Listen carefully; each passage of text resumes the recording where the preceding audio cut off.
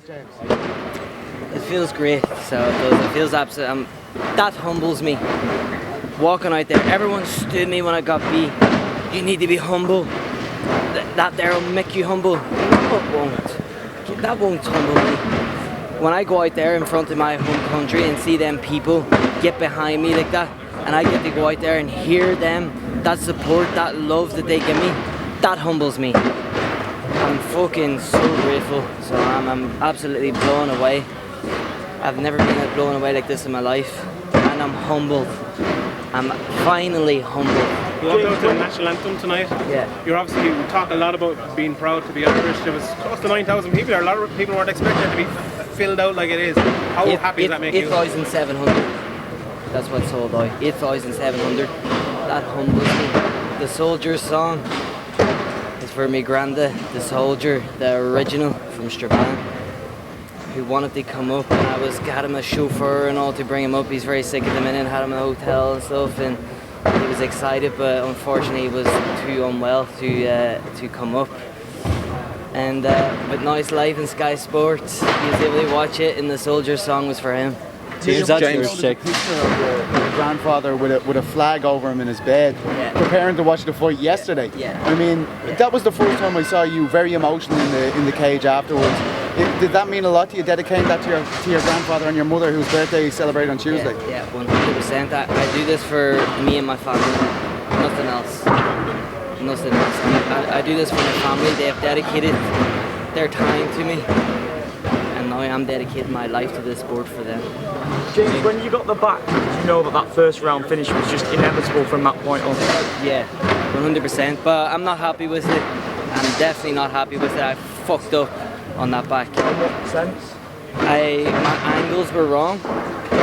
If you know me, I'm like in the gym and stuff, my back game is the best. That's what I do in my game. That's my game. I know every detail, and I fucked it up a little. My angle was off, and only that I had the underhook on the back is which kept me on it.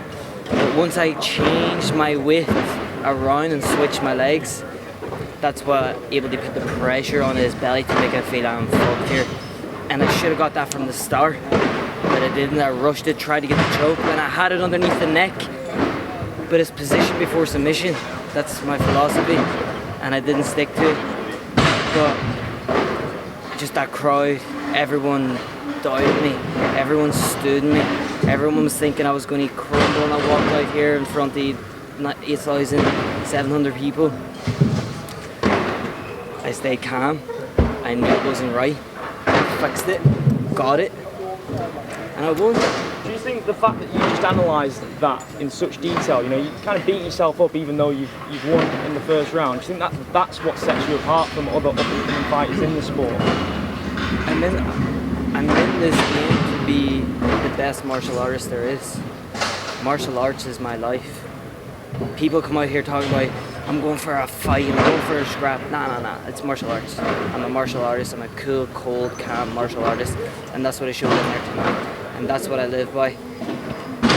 People stood me, they ridiculed me. I've never had as much grief over the last few months in all my life. They stood me when I'm down. That's weak-minded people. You help people when they're down. So you help people to see them succeed. And that's what my close team did, my family, my Thai people. They helped me up when everyone else was standing on me. I climbed to the top of it, came to the pinnacle of my training. I peaked at the right time, felt absolutely great. Walked out here, put on a performance like that. That humbled me. People on about, this will humble you, you're a cocky kid, you're getting kicked in the face, blah, blah, blah, all this. No, that won't humble me. Fuck off, what the fuck do you think I am? Do you know what I mean? No chance that's going to humble me. That makes me want to go more. Strive for that. I walk out there tonight and I win in front of 8,700 people, Irish fans screaming, singing their lungs off, all the way to support me. I am finally humbled.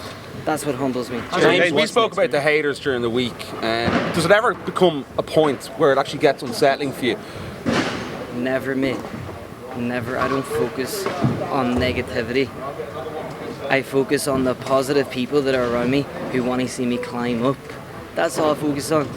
When people in my local football team, when they win, I'm like, yes. Do you know what I mean? It's not, no one knows about it. But when I hear about the small success, but people be like, it's just small. Not to me. Success is success. There's no levels to it. Success is success. And I thrive off success, and I just love to see people succeed. And that's what I'm about. That's what I focus on. When they're hating on me, I'm too busy looking at the success to give a shit what they're saying. It's not gonna, that doesn't mean jack shit. Fuck them. Hate me. Hate me all you like. You're wasting your energy while I'm putting my energy into success. James, that was your sixth rear naked choke in a professional fight. What is it about that element of jiu-jitsu that really attracts you to it? That's a very good question. That's a very good question. I like to be in a position where my opponent is defenseless. He's got nothing. When you're a mount and you're hitting someone, they can see you, they can punch back up, even though it's very limited. When you're on the back, they're limited, like, there's nothing. They haven't got anything. And that's what I'm about on the feet. Same time, my hands were out, I was out of distance, came a kick, but I got it. But I was aware of everything. So I was calm, collected, and aware. And that's what I like about taking people down and getting the back, is that you can see them and they can see you. And what's next for you after that? You know, what's in your plans in the upcoming year? Maybe, hopefully May, a fight in May, and then Dublin, September, we're back. Ricky Bandejas, you know, he said recently that he would be willing to rematch you. Is that something that you'd like to avenge, maybe even here in Dublin? I'll fight anyone. Anyone. I don't give one fuck. At the start I was like calling for a rematch, wanted a rematch, blah blah blah. All this. But no, I don't give a shit who's standing across from me. I'm focused on me. Just me. My preparation, my training. Ricky, anyone, title, no title, some bum, the best in the world. I do not care who's in front of me. I'm going in there to beat them, put on a martial arts performance, and go in there and do what I do best. James, you mentioned, you mentioned a couple of minutes ago that you're not a fan of kicking people when they're down and rejoicing in negativity and things like this. You seemed very conciliatory towards your opponent after the fight. You bowed to him, shook his hand, and said a few words to him as well. What did you say, if you don't mind me asking? I thanked him for coming over here and taking this opportunity and stepping inside the cage. Great martial artist. Respect to him. It's not easy. It's not an easy life. Everyone thinks it's just getting in there fighting.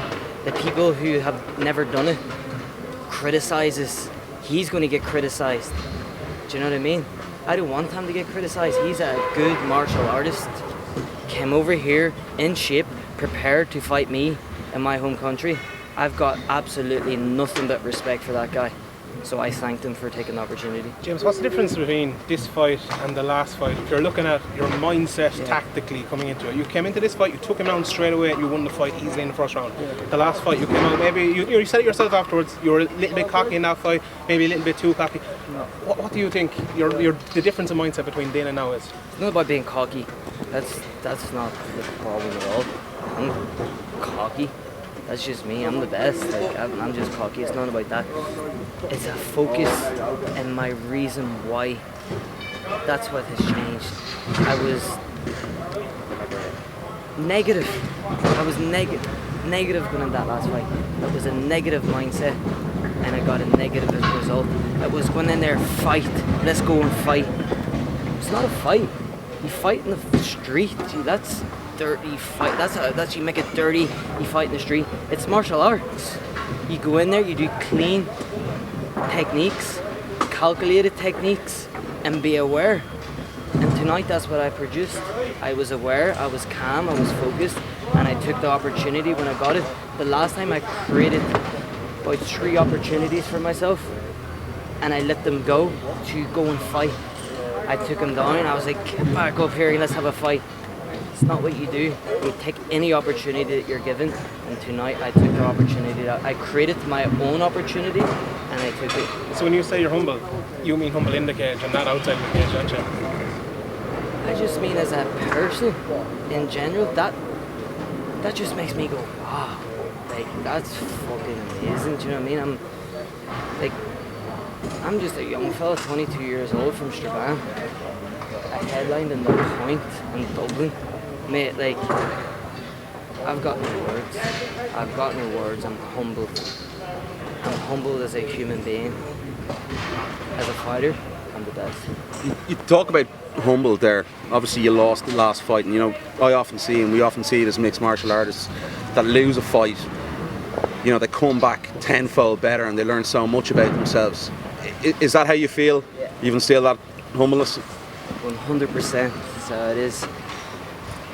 I learned so many different things about myself as a person. I took a good look at myself in the mirror. You're getting stood on. The hardest thing in life is being truthful to yourself. I can say what I want here. Do you know what I mean? And you might believe me, you might not. But the hardest thing in the world to do is be truthful with yourself. I went back, was truthful with myself in the mirror, told myself what I had to do, and I went and done it. James, Scott Coker mentioned this week that a featherweight tournament could be on the way, and he mentioned you as a possible name for that tournament. Is that something you're really interested in? Showmate, and I'll be up there straight away. Obviously, that backstory as well with AJ McGee, would that be another enticing factor? 100%. Show me the money. As well. Show me the money, and I'm there. Show me the money, and there. I'm in this to secure my future. So I'm in here to earn loads of money.